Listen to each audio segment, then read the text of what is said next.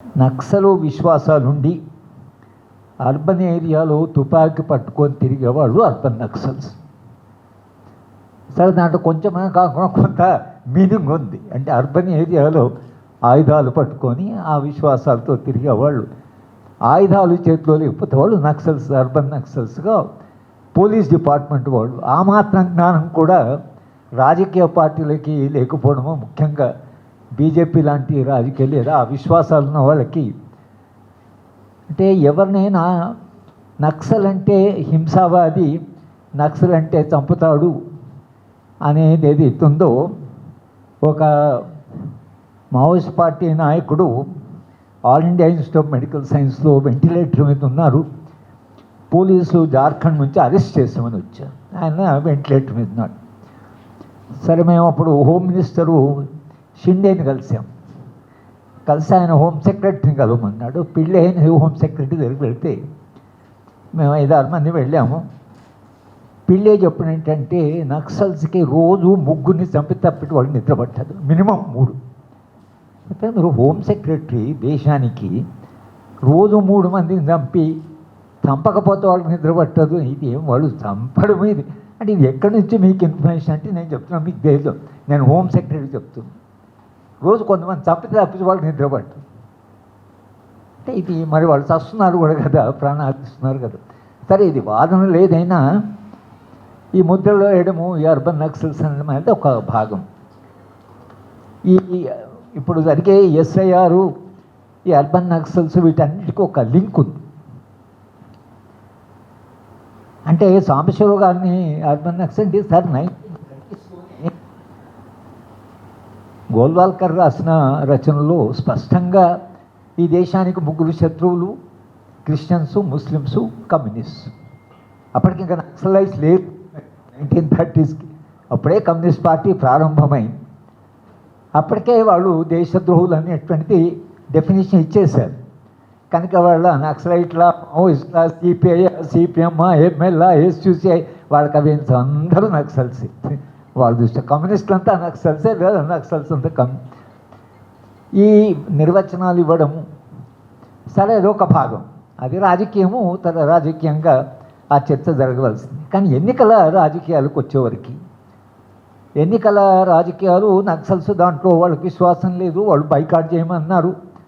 గద్దర్ అయితే పాటలే పాడారు, ఓటు వేసిన తల్లికి 1000 దండాలు, ఓటు వేయని తల్లికి 1,000,000 దండాలు అన్నారు. అంటే ఓటు వేయొద్దు, బైకాట్ ఎలక్షన్స్ అని వాళ్ళు అన్నారు. అది వాళ్ళదొక ఎక్స్ట్రీమ్ స్టాండ్ వాళ్ళు తీసుకున్నారు. ఇవాళ మనం ఓటు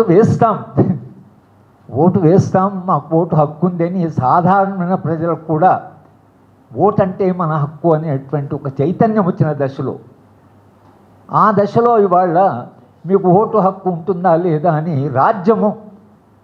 రాజ్యంలో అధికారం ఉండేటువంటి పార్టీ దాన్ని నిర్వచించడము. మనందరం ఓట్లు వేసిన వాళ్ళమే. నేనైతే కొన్ని ఎన్నికల్లో ఓటు వేయలేదు. కానీ 77లో ఇందిరాగాంధీ అప్పుడున్న ఎమర్జెన్సీ వలన నేను వరంగల్లో పనిచేస్తున్న, వరంగల్ నుంచి మా గ్రామానికి వెళ్ళి, నా ఓటు గ్రామంలో మా గ్రామానికి వెళ్ళి ఓటు వేశాను. అంత దూరం ట్రావెల్ చేసి ఆ ఓడిపోవాలని మాకు ఉండింది. కాబట్టి మన ఓటు ఏం రైట్ ఆర్ రాంగ్, ఒక ఓటు పడితే ఏమవుతుందో కాదు, కానీ మనం వెళ్ళి అక్కడ ఓటు వేసాం. గ్రామాల్లో అయ్యా ఓటు లేకపోతే బతుకున్నట్లు కాదట్టు కదా అనేది అక్కడ పోయింది. అసలు బతుకున్నట్లు కాదు కదా. ఇంత జరిగిన తర్వాత ఇవాళ సారు చెప్పారు, మీరు దేశం యొక్క పౌరుడా కాదా అనేది రాజ్యము నిర్వచిస్తున్నది. ఇంతకాలంగా రాజకీయ పార్టీ ప్రజల దగ్గరికి వచ్చి, ఓటర్ దగ్గరికి వచ్చి ఓటర్ను ఓటు వేయమని అడగడం, ఓటరు తమ ప్రతినిధి నిర్వచించడం. అదే సుదర్శన్ రెడ్డి గారు ఏమంటారంటే, ఇప్పుడు ఈక్వేషన్ మారింది. మనం ఓటు వేసేవాళ్ళు నాయకులే ఓటర్ని ఎన్నుకుంటున్నారు. నువ్వు ఓటు వేసేవాడే ఎవడు, ఓటు వేయని వాడేవాడు, వాళ్ళు నిర్ణయిస్తారు. కనుక ఏమాత్రమే మీ మీద అనుమానం ఉన్నా, మీరు వాళ్ళు తమ పాటికి ఓటు వేయమన్నా ఎట్లా పేరు తీసేయాలనే ప్రయత్నం, కానీ ఎట్లా పేరు చేర్చాలి. ఇది ఇంక్లూజివ్ కాదు, ఎక్స్క్లూజివ్. ఇది చాలా విచిత్రం. ఎన్నికల రాజకీయాల్లో నమ్మకం ఉన్న ఎవరైనా మ్యాక్సిమం ఈ దేశం ఉండే ఓటర్లంతా చేరి ఈ దేశము, ఈ ఎన్నికలు, ఈ ప్రతినిధులు మా వాళ్ళు అని అనుకోవాలని ఉంటుంది. కానీ ఓటర్ని లిస్ట్ నుంచి తీసివేయడం ఎట్లా అనేటువంటి సమస్య ఏదైతుందో అది చాలా తీవ్రమైనటువంటి సమస్యగా ఈరోజు మన ముందుకు వచ్చింది. మొట్టమొదటిసారిగా సరే కొందరు విదేశాల నుంచి వచ్చారు, వెస్ట్ బెంగాల్లో, బంగ్లాదేశ్ నుంచి వచ్చారు, లేదు అస్సాంలో బయట నుంచి వచ్చారు. సరే 2-3 రాష్ట్రాలు వచ్చిండొచ్చు, ఎందుకంటే అక్కడ జనాభా ఎక్కువ ఉండి ఇక్కడ రావచ్చు పని చేసుకోవడానికి. త్రిపుర లాంటి రాష్ట్రంలో బార్డరే లేదు, బంగ్లాదేశ్కు భారతదేశానికి ఓపెన్ బార్డర్, కాబట్టి కొందరు వచ్చి ఉండొచ్చు పని చేసుకోవడానికి. అది వేరే విషయం. దాన్ని ఎట్లా ట్యాకిల్ చేయాలని కాకుండా మొత్తం దేశానికి, దేశం మీద దానికి సుదర్శన్ రెడ్డి గారు చెప్తున్నారు, వైస్ ప్రెసిడెంట్గా నామినేషన్ వేయడానికి వెళ్ళినప్పుడు అన్నీ చదివి ఏ సర్టిఫికేట్ తీసుకుపోతున్నా అన్నీ తీసుకుపోయి ఆ ఓటు అక్కడ వెళితే పాస్పోర్ట్ ఏదండి అంటే నువ్వు దేశ పౌరుడువా కాదా అనడానికి పాస్పోర్ట్ ఏదండి. ఆయన అంటాడు, నేను చీఫ్ జస్టిస్గా పనిచేస్తున్నాను సుప్రీంకోర్టు, ఎన్నికల ఆఫీసర్ ముందర పోయి నేను దేశ పౌరునా కాదా అని నిర్వచించుకోవాలి. మళ్ళీ ఆయన రాత్రికి రాత్రి అర్జెంట్ మెసేజ్ పంపించి వాట్సాప్లో పాస్పోర్ట్ తెప్పించి ఆ పాస్పోర్ట్ని అక్కడ ఇచ్చి అన్ని జాగ్రత్తలు పడ్డా పాస్పోర్ట్ కావాలన్నారు. ఈ దేశంలో పాస్పోర్ట్ 5% కంటే ఎక్కువ ఉండదు. గ్రామాల ఎవరికి పాస్పోర్ట్ అనేది, పాస్పోర్ట్ ఇస్ నాట్ వ్యాలిడ్, అది ఇలీడ్ సెక్షన్ అది. లేకపోతే ఎవరైనా మైగ్రెంట్ వర్కర్స్ కేరళ అలాంటి చోటుపోతే వాళ్ళు వెళ్ళిపోతుంది. మీకు ఇన్ని సర్టిఫికేట్ కావాలంటే, ఇప్పుడు బర్త్ సర్టిఫికేట్ కావాలంటే మన దేశంలో ఒక జనరేషన్ వరకు అసలు బర్త్ సర్టిఫికేట్ లేదు. అలాంటి వాళ్ళు మేము గ్రామంలో పుట్టాము, గ్రామంలో అప్పుడు ఏముంది, రిజిస్ట్రేషన్ లేదు అసలు.